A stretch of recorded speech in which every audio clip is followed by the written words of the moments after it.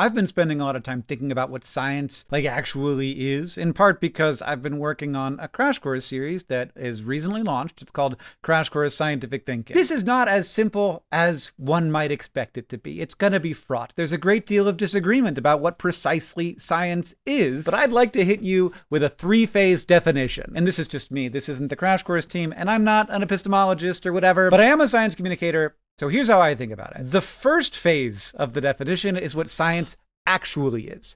The second is narrowing down into what science currently is. And then the third thing is talking about what pseudoscience is, which helps me solidify my understanding of the first two things. And I'm going to try to do all of this as quickly as possible, but you will see that this video is not short. So I'm not the kind of guy who thinks that the first person to ever do a science was born in the last 500 years. Like Isaac Newton, huge scientist. People say he's like the best scientist ever. He's definitely a doer of science, but he didn't do many of the things that we would now consider to be proper science. Science, for me, and this is just me, is anytime you're listening to the universe and learning from what you hear back. And then, if it is more than that, it is also figuring out how to intentionally ask the universe questions in ways that get the universe to deliver an answer. So if you notice that the river floods most years, you have listened to the universe. If you notice that planting a seed from a red rose gives you more red roses, you have listened to the universe. I think that on its own is science. But for those of us who may want more than that, I am willing to allow that perhaps it only really becomes science when you ask a question of the universe designed to get an answer. If I cross a red rose with a white rose, will I get red roses or white roses or pink roses? Now, you're asking the universe questions. And when I say the universe, I don't mean this is just a thing about the space and stars and stuff. I mean any piece of the universe. And roses are a piece of the universe, and a river is a piece of the universe, and you are a piece of the universe. I think that people have always done this. I think that people did it before there were humans. This is how we ended up in a world with beer and bread and cloth and salted meats and persimmons. Science is listening to the universe and asking it questions it will answer. But that is not what we mean when we say science nowadays. There is a different thing, a structured thing, that is a real thing that kind of has the same name. It is a thing filled with experts and equipment and error bars, and it is a thing that is an outgrowth of asking the universe questions, but it's also an outgrowth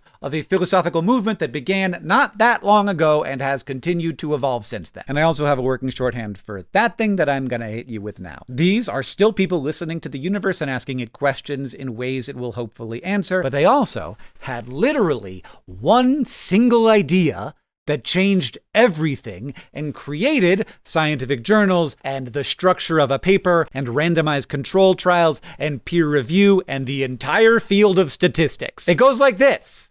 Your ideas sound interesting.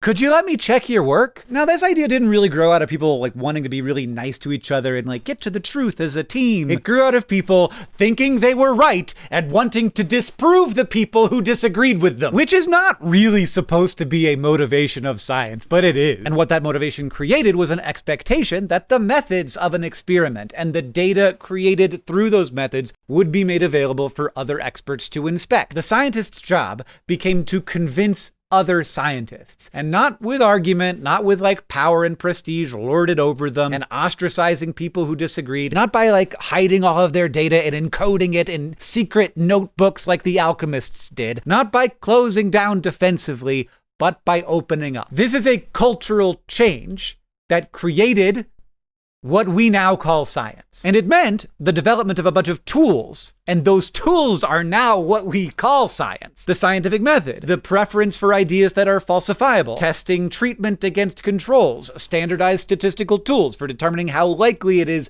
that a result could happen by chance, the format of a scientific paper. All of these systems were built by scientists because they got tired of other scientists saying to them, okay, you might be right, but I remain unconvinced. All of these tools were developed as ways to speed science along. If everybody understands a tool or a procedure or a statistical measure, then it gets much easier to check each other's work. And if anyone ever says, I don't want to tell you how I got my data, but it is real and it's true, they just get laughed out of the room. That's not science, that's politics, that's lawyer. Scientists do a different thing than that. And if they're not sharing their data, if they're not saying, hey, you try, you do a replication, You show me what happens when you do it. Then that's not science. And this caused a transition from here are things that we know, and if you'd like to challenge those ideas, then I will defend my ideas using whatever social and rhetorical power I have, to instead, I believe this is right, and I will defend my ideas by letting you do the experiment yourself, and if you come up with like some other explanation, then I will further refine my experiments to try and ensure that I am right. You hear about this experiment about the swan neck flask a lot, where people were arguing about whether life could just arise spontaneously or whether it would have to be seeded by other life, like only from a cell can a cell come. And there were lots of people arguing about this. And people developed, I'm not going to get into the details here, they developed a series of experiments that each time someone said, okay, yeah, I see what you did there, but what if you do this? It's very important to understand. Nobody would have done these experiments. Nobody would have designed better and better and better experiments without, one, argument, but more importantly, two, without doing this all in public, where everybody could see it and everybody could argue it and everybody could like come up with their own theories about what was going on. So this is what science has become. When we say science, what we usually mean, well, sometimes we mean like a body of knowledge. That's definitely not what science is. Science isn't all the facts in the fact book. When we say science now, what we tend to mean is it's a bunch of tools for making evidence uncovered by asking the universe questions difficult to challenge, and thus much more likely to be right, or at least, if, there's epistemologists in the chat, what is truth, but at least more representative of reality. Science is our attempt to be less wrong over time. By the way, science is our attempt to become less wrong over time. That is a shirt that you can get, and it will help support Crash Course if you want to get it. Now, I also think it's definitely true that this rigid box of what science currently is limited. And it's not necessarily even reflective of the actual processes of science. Lots of science doesn't fit neatly into the scientific method. There's a huge amount of noodling around and taking things apart and putting them back together again, and like seeking out personal inspiration and motivation and discovery-driven tinkering. That's all very important to science, as is people feeling strongly about their ideas being right and having fights with people who disagree. That doesn't fit into the framework of objectivity. But it is still a thing because science is done by humans and we're working with this software. Galileo. Let me hit you with Galileo. Everybody talks about Galileo like he was the one rational actor in a giant world of idiots who wouldn't take their blinders off. But Galileo's telescope was bad. It was the best, one of the best ones that had ever been invented, but it was bad. It would show weird artifacts. It would show double stars. People thought that perhaps the moons of Jupiter that he was seeing through his telescope were just the artifacts of the glass lenses. And they might have been right. He felt like he had a good explanation for the solar system in his guts, and he had some good evidence to support it, but there were perfectly legitimate arguments against his perspective, and they fought about this because they liked their ideas, which I do still see happening in science these days all the time. Ultimately, Galileo turned out to be right, but he might not have. He was wrong about a whole bunch of other stuff, like when he was proposing that the Earth was going around the sun. He wrote that also explained the tides, because as the Earth moved around the sun, the oceans would slosh around. And that's not good. That's bad science. People at the time, they'd known for a long time that the tides were linked to the movement of the moon and had nothing to do with the sun. Kepler was actively publishing about it at the time, but Galileo could not accept this weird idea of things acting on each other from a distance, even though that's the very thing that was keeping the Earth going around the sun. Anyway, it's great. It's great.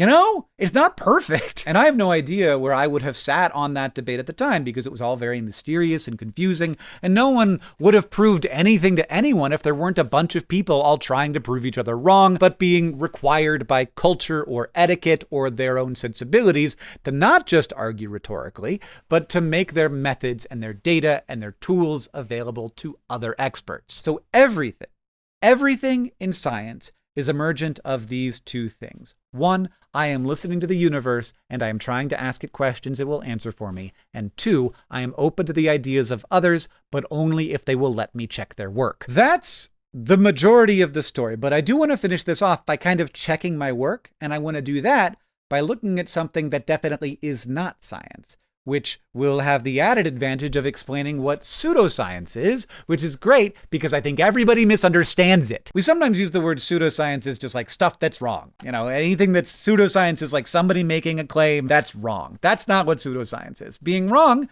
happens, even in science. If just being wrong made something pseudoscience, then physics before 1905 was kind of pseudoscience. Pseudoscience is also not like stuff I personally disagree with or stuff that makes me uncomfortable. Science says, here's my idea, and here's the method I used to get it, and here's the data I got, and here's what I think it means. And if you think I'm wrong, here's everything I used so that you could check for yourself. You could do the replication. Outgrowing from all of this is all of the tropes of science. It's the papers, it's the citations, it's the graphs, it's the stats, it's all of the stuff. Pseudoscience is a way of marketing ideas by making the ideas sound science-y, like attaching the legitimacy of science to those ideas without actually performing any of the actions of science. It borrows the graphs and the citations and the terms and the confident tone because those tropes are persuasive and they are legitimizing. You latch onto the credibility of science without engaging in the hard parts of science, the messy and expensive and time-consuming work of science. And the annoying part of being like, okay, here it is, check my work. Here, critic, you disagree with me, have at it. You know, that uncomfortable part. They don't have to do that part. They sometimes say that they do or that they will, or like, I'm open to all interpretations. But when they get feedback, they are invariably antagonistic to that feedback. And there is one thing that I've not actually seen people talk about this that much that actually outlines for me kind of what's going on with pseudoscience. And I'm trying not to be too mean about it. I'll try. One of the things about scientific discoveries is that they're usually like not that interesting. And even when they are, they're like confusing and they require a lot of knowledge to understand what the heck is going on. Like they'll tell you that they detected gravitational waves, but what? What? I don't know what that is. They'll tell you like maybe the cosmological constant isn't constant. And you're like, oh, okay. And that's the interesting stuff. Right? Like almost all of actual science, like any individual paper that gets published, like you don't care. It's not at all interesting to you. Here's a good example. There's like a little controversy in biology right now, and it's in a corner and like nobody talks, like it's not like a big thing, but it's interesting to me. There's this question of whether it might be possible for a lineage of cancer cells to over time evolve into a free living organism, and whether that has actually happened. And there are some potential candidates for existing living single-celled animals that might have evolved this way. Now, most people disagree with this. They don't think that this has happened. But there are people doing research and writing papers to argue about whether it might be possible, and if so, whether it has happened. Some people are writing papers analyzing the genomes of these single-celled animals and talking about how they may have evolved, and other people are writing other papers and talking about other ways that those particular genomes might have evolved. And it's all very specific to taxonomy and genomics and like all these little details. And the most likely thing that will come of this is that someday everyone will agree that actually everything is the way that we thought it was. But even the interesting outcome, that a line of cancer cells could become a free living organism, isn't that interesting, right? It probably, I don't think it would make headlines. Like I'd want to make a video about it, but I probably wouldn't. I'd probably be too busy and I probably wouldn't make the video. And I would guess that if this video gets watched by 100,000 people, that maybe one of them has heard about this idea. It's called the scandal hypothesis. Maybe two. I have talked to lots of cancer biologists. I have never met a cancer biologist who has heard of this idea. It's interesting, and I like it because it's an example of where there actually is debate in science. There's lots of places like this. There's lots of debates going on in science. They just aren't about the things that pseudoscientists bring up, and we're about to find out why. Because most of science is way more boring than the scandal hypothesis. It's figuring out a new cell signaling pathway, or cataloging the feeding strategies of a species of frogs, or developing a new and better method for estimating the number of red dwarfs in the Milky Way. And you'll notice something. Pseudoscience is never going to touch any of that.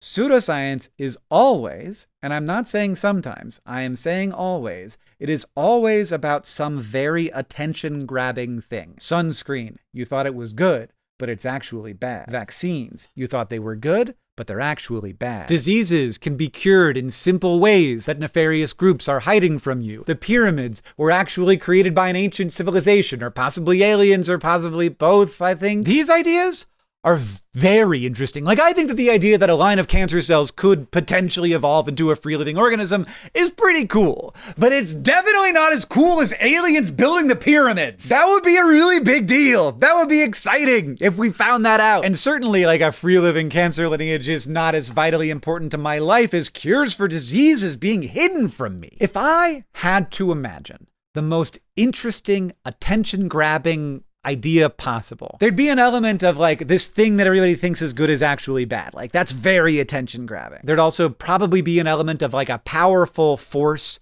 that is doing something nefarious to me who is unpowerful. The idea of being manipulated and controlled by something much more powerful than me, especially if that's like somewhat shadowy or if I'm like supposed to trust it, but actually I shouldn't trust it. So again, kind of a good thing is actually bad vibe. And then the final thing that I'd toss in is like, and it is causing direct and immediate harm, not to you, because like that's bad, but what about even worse than that? It's causing direct and immediate harm to your child. So imagine a thing that we thought was very good that turns out to be very bad, that's being imposed on you by a powerful thing that's much more powerful than you, and it's doing direct and immediate harm to your child. And I think that you've probably got the thought in your head by now, but I'll just say it out loud. That's the idea that vaccines, which we had previously thought of as like a very good thing, actually are bad and are doing direct and immediate harm to children. And all these people who say that they're just trying to do the best for you, they too you think they're good, but they're actually bad. Man, I tell you what, this thing you think is good is actually bad, top tier clickbait. Like that gets you so many views. I mean, you're talking to the guy who knows. Pseudoscience is the act of taking something that would be super interesting if it were true, and then surrounding it in the tropes of science to make it seem more true and more legitimate. You don't do good statistics, you've got citations, but they link to blog posts, and you never ask anyone who might disagree with you to critique your ideas. But if you're savvy, you'll say that you do. You'll invite it because that makes it look like you are doing something that's more like science, but then when they actually do critique you, you don't like go back and try to make your data better. You don't respond to it. You don't do science better because you never did science in the first place.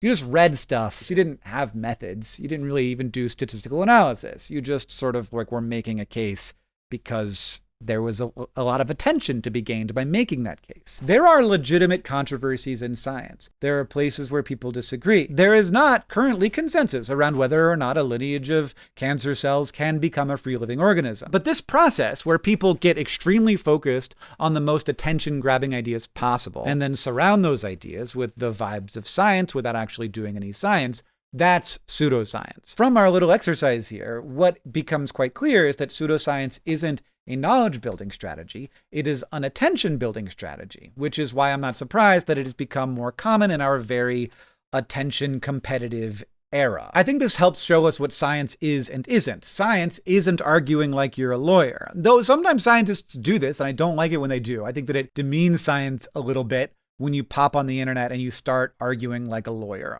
I don't know the best way to deal with the sort of sets of problems that we've got right now, but that's not how I like to do it. I like to try and do it in a way that like accepts that people have a different view of the world. This is much more labor intensive, and I feel like is a little bit screaming into the void because I don't know how to not do it just one person at a time, but whatever. What science is not, it is not arguing like you're a lawyer, where you fight for your idea tooth and nail, truth be damned. Science is where you argue like a scientist. And you do that by using a lot of built-up infrastructure around open critique and shared data and shared methods and shared strategies for processing data. And yeah, it turns out that the pseudoscientist is largely ignored by the institutions of science because it doesn't fit in. It's not doing the science part. And there's no way for that to be clear to the average person. And so this can actually be advantageous to the pseudoscientist. They don't actually have to care about that. Maybe because they know that they are right regardless. I think that some people I think this is mostly the case. Mostly they know that they are right regardless of what the universe is telling them. And so they're out there looking for anything that will confirm their perspective. And then they latch onto that as truth. And I think that in part, it's because ideas that are very attention-grabbing, we tend to find them easier to believe. Like, there's a weird thing about people. There's research that if a phrase rhymes, we're more likely to think it's true than the same meaning in a non-rhyming phrase, because the rhyming phrase is easier to pay attention to. Isn't that weird? It's so strange. And so, like, this very easy to pay attention to idea of pseudoscience, which is like maybe aliens did the pyramids. It's very easy to pay attention to. It's a cool story.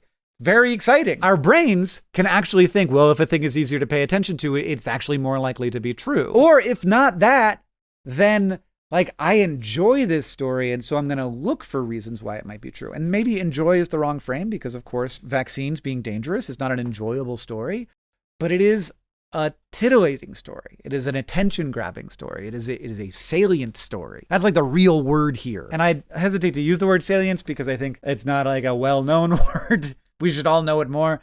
But at the root of pseudoscience is salience. It's how easy is it to get someone to pay attention to this topic. Whereas at the root of science is truth. And those are two very different things. So that's pseudoscience. People who don't really have an interest in engaging in all the messy, slow, esoteric processes of science, even though those are the processes that developed for actually coming closer to truth. And instead, they take all of the legitimacy that long process has built over centuries, and they connect to it. They perform it. They wear it as a costume. Pseudoscience is the process of attention merchants wearing science suits. And they could not exist without the trust gained by the winds of science, which makes it remarkable that they continue to exist while intentionally, or I don't know if intentionally, I don't know if I should imply intentionality, but while undermining science. So by looking at that one thing that is not science, this helps me see what science really is. And that is bigger than just the current methods we have.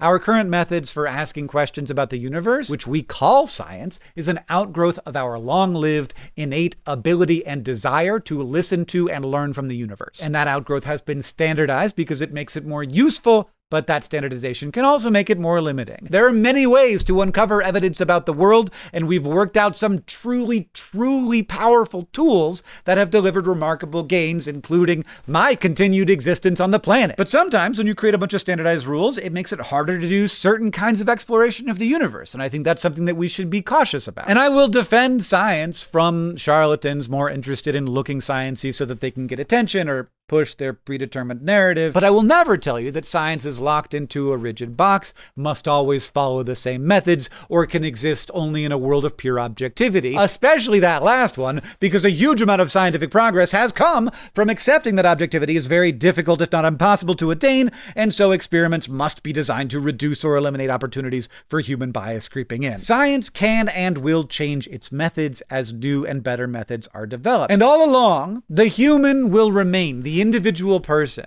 who suddenly thinks to themselves, wait, what if, like that piece, that inspiration, that human thought piece, that's also part of it. But it is kind of nothing without all the other parts. Science is a set of tools for making inquiries of the universe. It is how we become less wrong over time. And we must remember the tools we have, know them well, and seek to create new ones. And I love watching that happen. But as we say here, everything we know is something we figured out. And I learned so much from working on and hosting the new Crash Course Scientific Thinking course, which we just recently started uploading. Maybe 2 episodes are out now. And I had an idea. I thought it would be very cool to interview Megan Montefiore, who is the executive producer of Crash Course, about how Crash Course works, about how science works. Also just chat about like the world of information and pseudoscience and why we've never done a crash course on math. Everybody, here is that chat with Megan, the executive producer of Crash Course. But before that, yes, you can get this shirt. Science is our way of becoming less wrong over time. You can get it right now, and I do not know for how long, but you can get it right now at complexly.store. There's also, as you might expect, a link in the description. So currently, I'm executive producer at Crash Course. We have 2 kind of teams within Crash Course. One is the editorial team, and that's made up of writers and editors. And then the other side is the production team, and that's made up of producers and APs and video editors. And I kind of liaise between the 2 sides. So for any given series, we begin by developing a curriculum, we write scripts, and then those things evolve into videos that we shoot and edit and add animation and design and elements to. Yeah. So you are what one might call the boss. I am what one might call the boss, yes.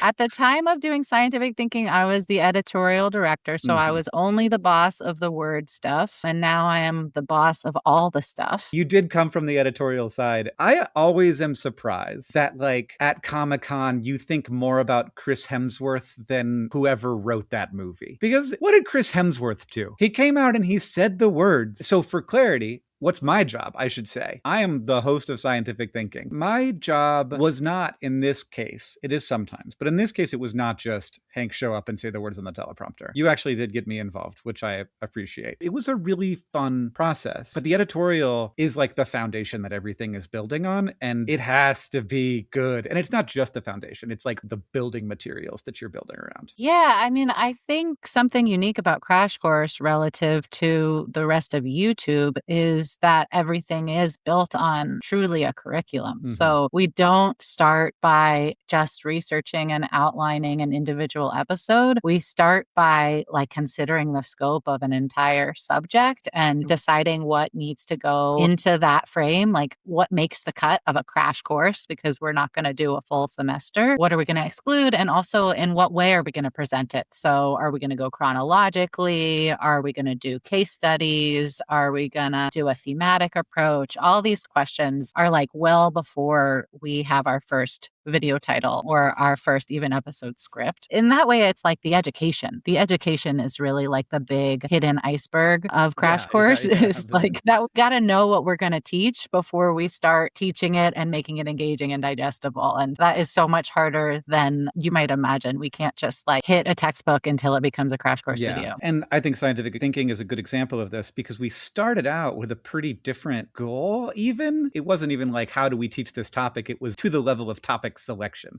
Like, what is the actual course going to be here? What's our big goals? I can't remember how it started, though. Do you remember how it started? Yeah, our friends at HHMI, the Howard Hughes Medical Institute, came to us with an idea for a 5-episode series on the scientific process. We saw the seeds of a really exciting series, but it was really zoomed in to like, okay, what exactly is peer review, this very specific point. And what we did with your help, because you brought in the focus of like, you're not exactly a scientist, you're a science communicator primarily. So zooming all the way out to people's experience of science communication, which begins in their brains with our cognitive biases, I should say, and also begins at the beginning of time in the entire human condition of trying to figure out what is and how things work and why. So we end up starting with, you know, heliocentrism and like looking at the sky and thinking, makes sense that we're at the center of things. And then science as an invention that helps us to become less wrong, I think is what your shirt says, become less wrong about our sort of intuitive assumption. When you get philosophical about it, it gets messy because it's like, what is knowledge? What are things? What is truth? There is a definite and clear path toward better representations of reality. And that's definitely true. Heliocentrism is a much better representation of reality than geocentrism is. And then, you know, if you're working on the initial perspective that it's all going to be circles, because of course, why would anything be imperfect in the heavens? If the sun is at the center, that's less wrong. But if everything's ellipses, then that's still, once again, less wrong than circles. This is a tricky thing for people because, of course, they intuitively, we think that truth exists. And then the epistemologists enter the chat and we're like, get out of here. And oh, stop making things complicated. Can I hit you with something that is not about this topic? Yeah. I've been working on a different model for bias, which is sort of taking it out of me and putting it into the world by talking instead about what's easy to pay attention to. Because of course, I think about almost everything through the lens of attention, but I think that that's a good lens because what else do we have? And I think that like there's this weird thing happened in the last 30 years where we just kept identifying new cognitive biases. There's like 100 now. They all have cute names. Yeah. You go to the Wikipedia page and it's like the window pane bias. Yeah, we got to get one named after us.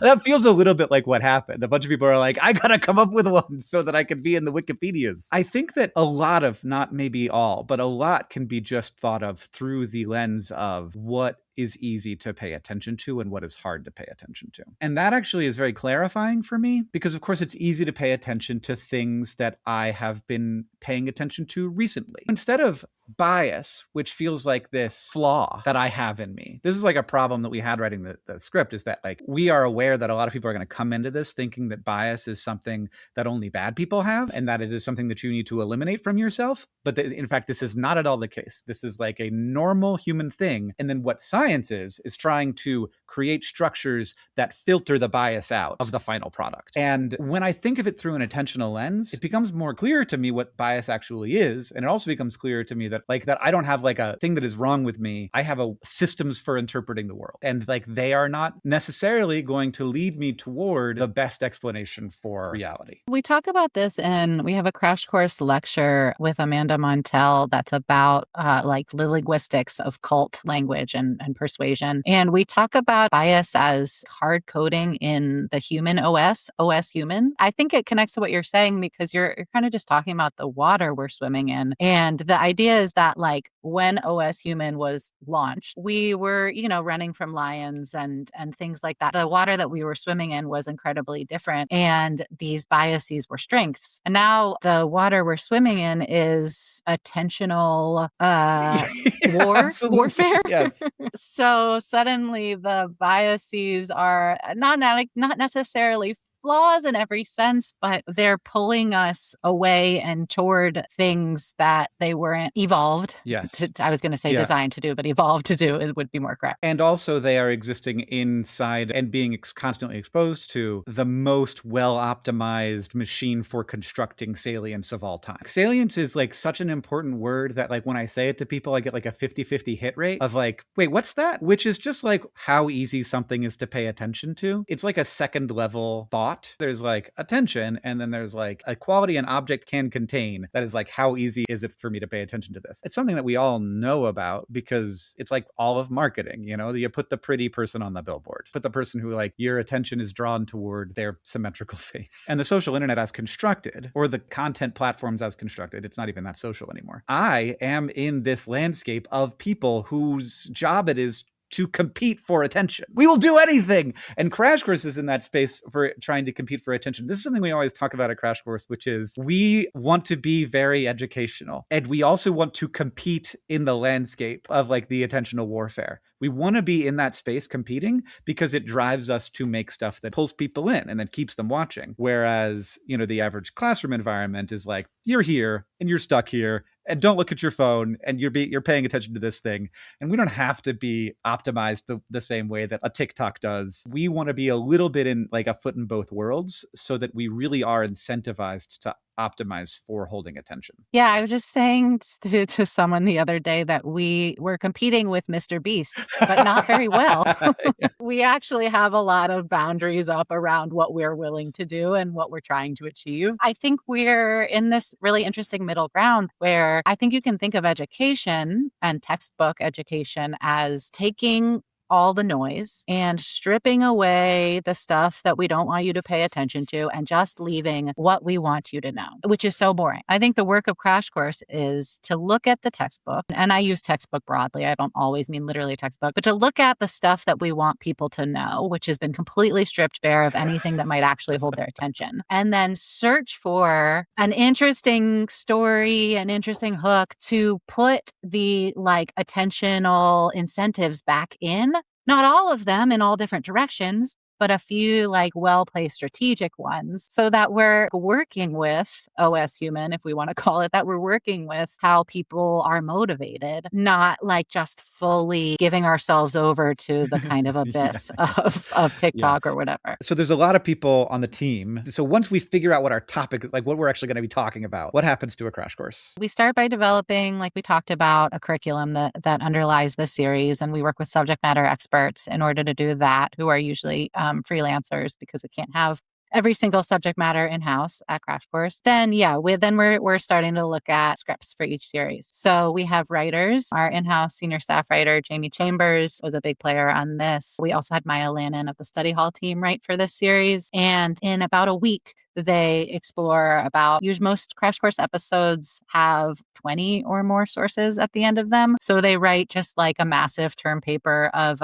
exciting video script. Then the scripts are edited by a number of people role for this series. Gary Redden was our script editor. The script editor focuses a lot on making sure everything is digestible, everything is broken down enough, and also making it interesting, making it compelling. And then our subject matter expert reviews everything. We get everything fact checked. Was I a SME on these scripts? You were, yeah. We had our HHMI Biointeractive folks be kind of science SMEs, and then you were kind of the science communication SMEs. We since call this them series kind of, SMEs. yes, kind of transcends. But then we shoot the video with a host, which was you. And Sage. We double hosted this one. Yes, and Sage, who Sage the Bad Naturalist is her channel, and we're really excited. She will soon be fully hosting our Crash Course Geology series. But it was fun to have her as a kind of special correspondent for this series. The producers and then our design team really do a ton of work to bring the video to life. Our producer for this series was Julie Levitsky. And I mean, producers think about B-roll, they think about animations, they think about any sort of visual that you're going to see on screen, as well as pacing, sound effects, things like that. And one really cool thing that Julie came up with for this series was we have a metaphor in one of the episodes about scientific knowledge being an accumulation of pebbles. Like an experiment is like one pebble and it like bounces down the road. And eventually when we get to consensus, we have like a massive pile of pebbles. And so Julie communicated to our design team this idea of like a bouncing orb that you see animated throughout the series. And there are these moments where, for example, in our episode on peer review, there's a mistake in the orb. So it's glitching.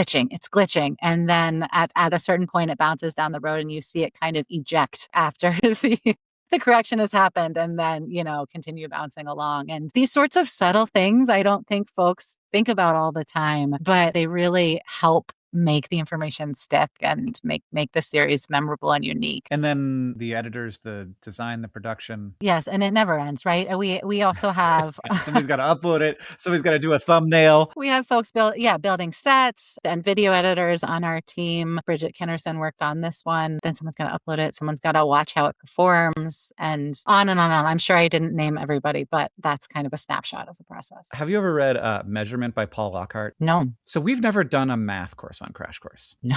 People may be suspicious about why that is. Can you talk about why you think that is? Our sister series, Study Hall, has done some math courses. Yes.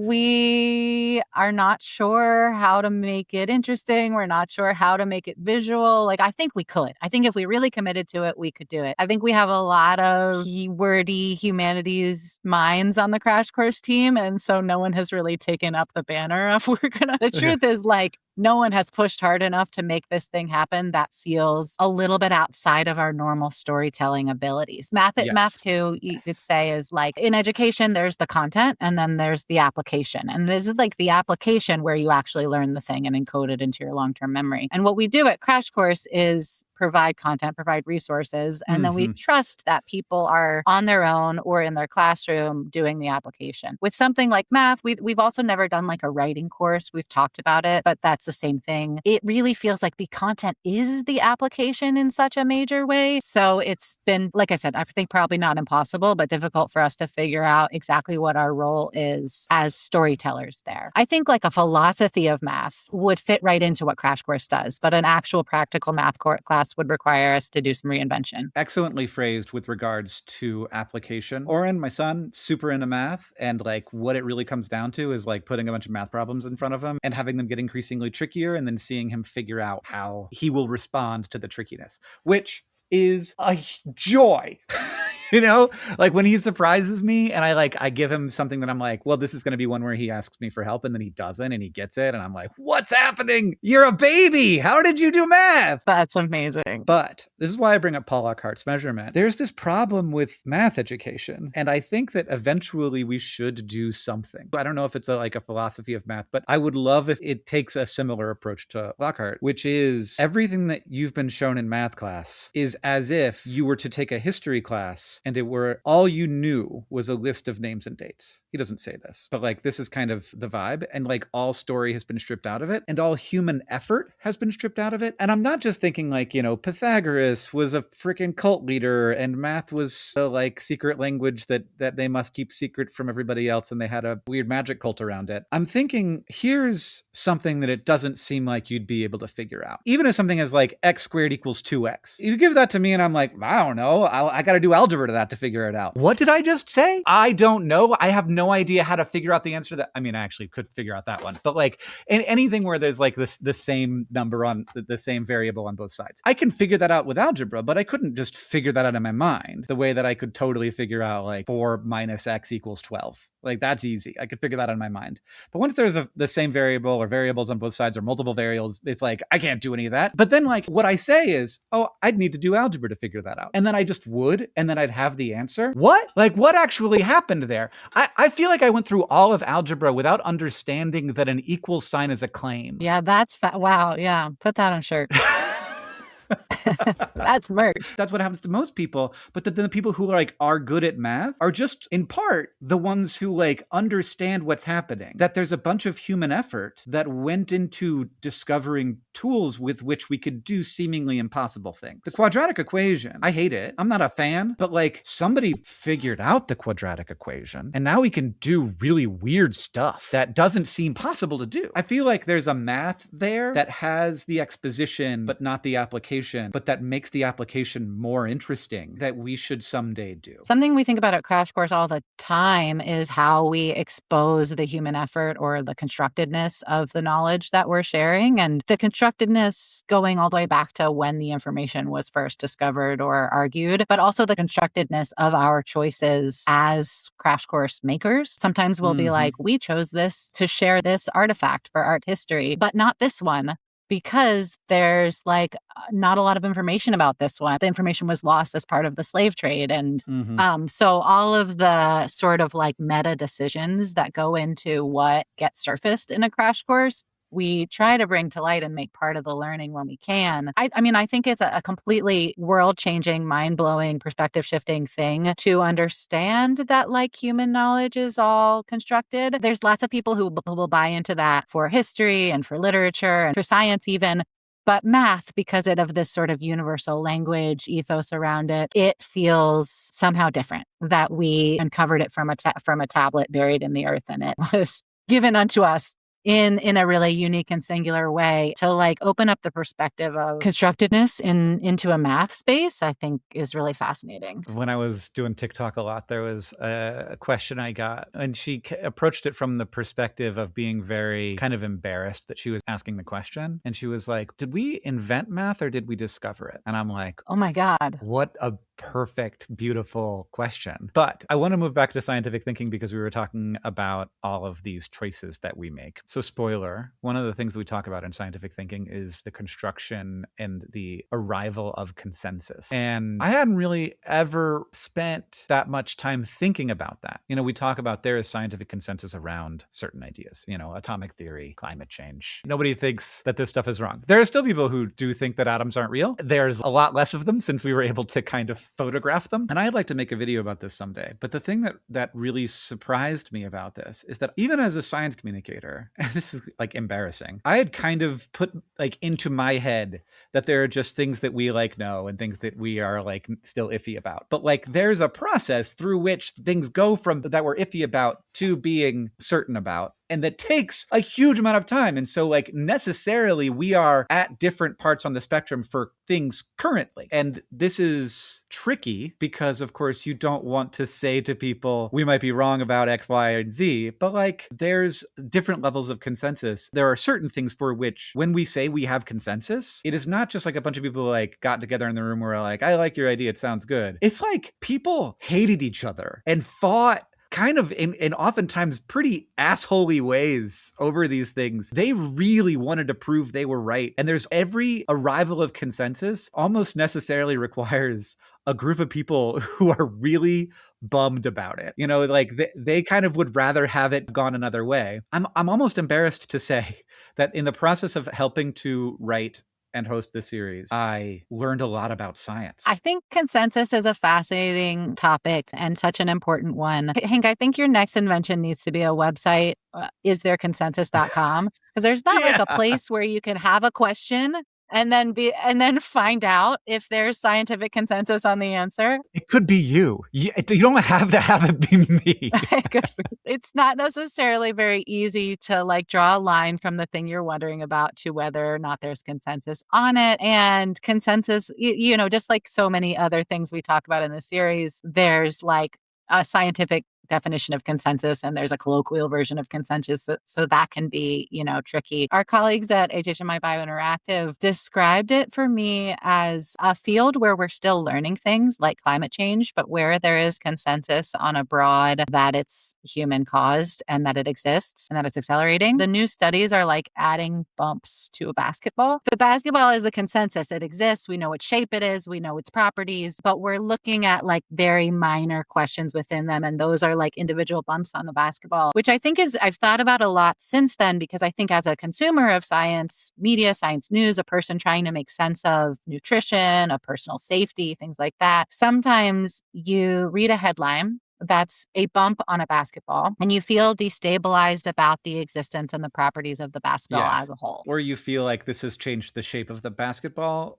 much more than it has. Right. That's what I mean. So like nutrition's a good example because it's very hard to know from like a headline spoken to you from the voice of a news reporter on TV. Just this week, a study came out of France. It was really well designed, really big study that indicates that certain preservatives increase your risk of cancer. It's a good study. It's well designed. And when I say this to you, you're like worried about preservatives. It was such a large study though, that they were able to tease out extremely small effects. So the reality is that the effect is one, not really something that I would worry about. Like I'm used to looking at odds ratios and being like, oh, 1.16? I don't know. I gotta live my life. I do lots of things that are dangerous. Driving in a car is much more dangerous than eating a turkey. Not a turkey, but processed. A whole turkey in one. Eating a turkey is actually very dangerous. Right. A live turkey is a high risk. Going out into the yard. Yeah, you probably should cook it first. Something that has really stuck with me too from this series that relates to this is absolute risk versus relative risk. But yeah, in a study like what you're talking about preservatives raising your risk of cancer, we're talking about relative risk, right? If you're now 10 times more likely to get cancer if you eat sliced turkey every day, that means nothing unless you know how likely you were before. So, you know, I'm getting texts from my well-meaning mom all the time of don't eat sliced turkey or things like this because this shocking and terrifying rate of cancer increase. But if the chances before were 0.001% and you times that by 10, the chances are still remarkably low. And we just don't communicate that in the media. And that's the kind of like lens that I hope that this series can offer to people that helps us live, that helps us be less stressed by everything we read and encounter. To close the loop on this, first, it was like a 10% increase, not like a 10x increase. Your 10% increase in your relative risk in this study, so a small effect. And second, importantly, this isn't like super new information for most of these preservatives. And a really interesting piece of this is that one of the preservatives that they found had an increased your risk of certain kinds of cancer. If you drink any alcohol at all, 99% of your exposure to this preservative is a natural component of wine. If you drink wine, you're getting like so much more of this preservative than you would get from bacon. And then also you find that a lot of these preservatives naturally occur in fruit in relatively high levels because fruits need preservatives. And like they get into like mechanistic stuff, but the thing that's important about this study is really not personal choice, it's epidemiological. So it's like society-wide decisions where like, oh, we might be able to reduce the number of cancers that occur in a country that has millions of people or hundreds of millions of people by like thousands. And like, that's good, but like, are we just counting bumps on a basketball? I would say that the bumps on a basketball thing seems a little bit, in the case of climate change, like they're different size bumps. Sure. Because like sometimes it's like you do a really important study on the effects of water vapor in the atmosphere, which, you know, we don't have. We don't have scientific consensus around how soon the Atlantic circulation is going to shut down. Like the AMOC could shut down. Some people think it's going to be in the next 20 years and some people think it's going to be in the next 2000. And that's very important. You know, that's not just a basketball bump. If the AMOC shut down, then we would would have a very big problem on our hands. We don't have consensus around those things. But here's another thing that we didn't get into in the series that I think is very interesting. I think people would be well served to know that there are some actual crazy ass ideas in science. Interesting. Yeah. What do you have in mind? Well, I'm writing this book about the biology of cancer. And so I have like cancer examples. So there's a crazy ass idea that I think is wrong, that cancer is in fact a bunch of switches being flipped, turning on an ancestral form of cellular life. And so there's all these like things, these preserved genes from an older way of single-celled living that just got preserved through chance, and that those things are being turned on. It is true, sort of conceptually and poetically, that cancer is a reversion to a single-celled lifestyle. That is absolutely true. It's a component of a multicellular organism turning to a single-celled lifestyle and then evolving through natural selection, not based on the sort of success of the colony of cells, but the success of the individual. That is what cancer is, definitely. But there's this kooky idea that a lot of like people are trying to find out if this is true, that there are these actual preserved genes and they're turning on these genes that actually have no purpose in a multicellular organism. That requires a huge amount of, scientific knowledge to understand like why it would be interesting, why it would not immediately be accepted, and what kind of work you have to do to try and accept this idea. We definitely explored talking about something adjacent to this, I think, which is that like if you go back in history and look at continental drift, people thought that was like an embarrassingly stupid idea, right? That the continents used to be attached and that they separated apart. Like, oh, you just look at a map and they look like they vaguely fit together, and like that seems idiotic. And that was how it was. And with the benefit of hindsight, we know that of course that was true, and it eventually passed the bar of, scientific scrutiny. Right. We got all this other data that also were explained by it. Right. I don't think we ended up including that. I think we wrote a script about that because what we wanted to explore was this idea that sometimes a kooky idea seems kooky because we haven't accumulated enough evidence yet, but it's the beginning of the scientific process. And sometimes it seems kooky because it's kooky. And I think where we struggled, and we eventually just scrapped it because you can only do so much in a 7-episode series, is to like going back to our attentional ecosystem that we're living in. We didn't really want people just vibing out on like, oh, maybe flat Earth, we're just at the beginning of the scientific process. And actually that might be true.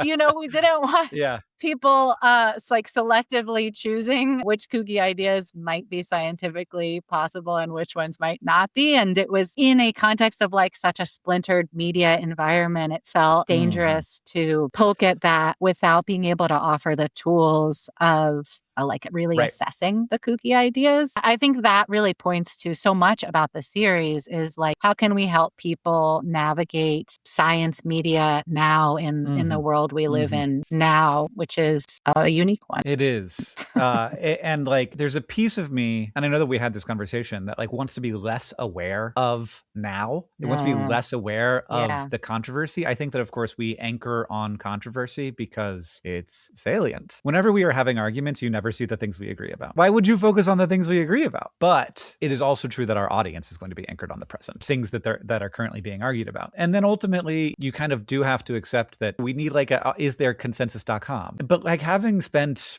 the last 2.5 years inside of cancer biology, like I'm aware that the consensus around how cancer operates and how best to treat it has changed a lot in the last 30 years. And that's all within my lifetime. And I don't think that we're done with that. And I think that it has like implications on people's health.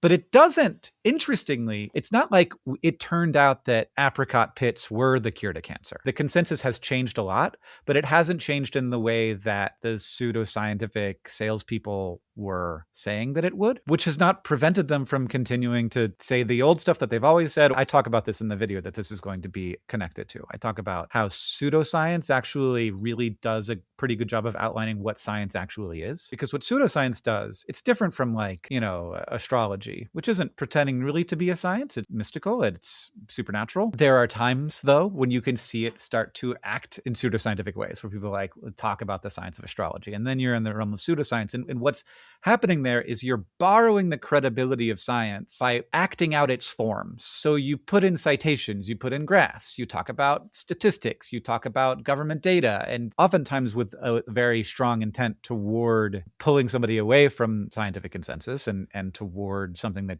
you can control and sell. And that, to me, helps me understand that, like, it's all these tropes that, like, science invented a bunch of tools for which to accomplish goals. And now you're play acting them. You're wearing them as a costume, but you're not actually doing them. And it's very hard for the average person, I feel like, to tell the difference between those two things. Like, if it has a bunch of citations, it just feels more scientific, even if the citations are like blog posts from anti-vaxxers. Yeah, I do think that, like, that's what takes me back to the isthereconsensus.com, the lens for understanding consensus, because I think one thing we really try to get across with this series is that science is both dynamic. As you're saying, last 30 years, we've learned so much about cancer, but it's also incredibly stable. And I think as a consumer of science media, sometimes the dynamism of science and new studies coming up and pseudoscientific contradictions coming up, you can feel like there's no stable ground underneath you, like everything is moving all the time. But with an awareness of the broad areas of consensus brought into that, then you understand that, like, the dynamism is within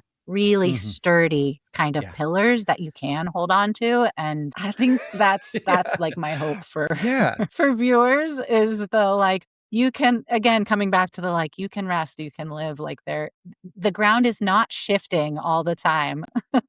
With every new study, they're like new wrinkles. They're not new foundations necessarily. Our tools are so good now that a lot of times the effect that you see are things we have figured, especially when it comes to health, things that we figured out that are very small effects and, like, really don't need to have an impact on your life. And it's not research being done for a bad reason. It's not research being done because, you know, they're trying to get attention. They're trying to do epidemiological studies, but we live in such a hyper-competitive information environment. Like, I just think that that's the destabilizing thing, because anything that will get attention will be framed in the most salient way possible. Right, which is the individual. Yeah, of course. Yeah, like, I don't care about society-wide cancer rates. I care about me. I care about if I can make a choice that's going to preserve myself, you know? Yeah, and epidemiologists never think about themselves. The people doing this study, they probably eat just as much turkey as everybody else. Whereas, like, back in the 50s when people started doing research on smoking, they were like, I gotta stop smoking because the effects were huge. Like, we're talking about, like, effects that are 100 to 1,000 times larger than the effects we see now. And we're much easier to tease out, but, you know, still took a long time, which we talk about in the series. We do, yeah. We talk about the sort of intentional muddling of scientific controversy by folks who had interests in that doubt and in that controversy. Yeah. Megan, really thank you for coming and chatting about what we're up to. And how Crash Course works and how science works and your new position as a boss. I hope that it goes well. Thank you. Thank you. Also, your relatively new position, we were talking before we started, of having an 18-month-old living in your house. Right. Yeah. I hope that part goes well, too. Thank you. Always a pleasure to talk with you. Yeah. Thank you to Megan for the chat. Thank you all for watching the whole thing. And yes, you can still get this shirt. Probably hasn't gone out of stock in the period of time that you spent watching the interview. So that's a win. But it's available now. There's a link in the description.